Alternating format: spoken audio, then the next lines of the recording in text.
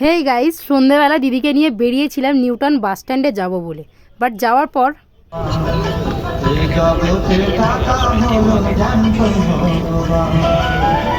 এইরকম গান শুনে জাস্ট ভাবলাম যে থাক, আমার এই জায়গাটা আমার জন্য নয়।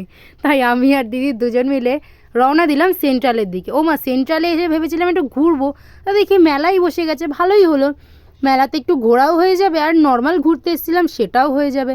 এসে দেখলাম মেলাটা বেশ সুন্দরই বসেছে, আর আসার পরে বুঝলাম যে মেলাটা অনেক দিন ধরে হচ্ছে।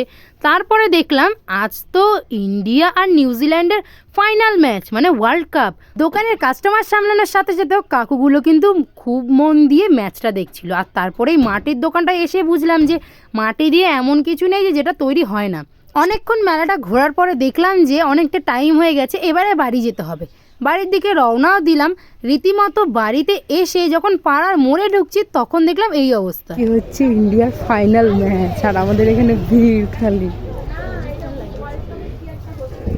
এই যে খেলা হচ্ছে,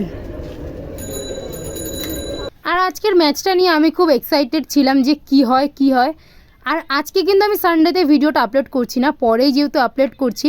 আর ফাইনালি আমাদের ইন্ডিয়া তো জিতেই গেছিলো। তো চ্যানেলটাকে ঝট করে সাবস্ক্রাইব করো। টাটা।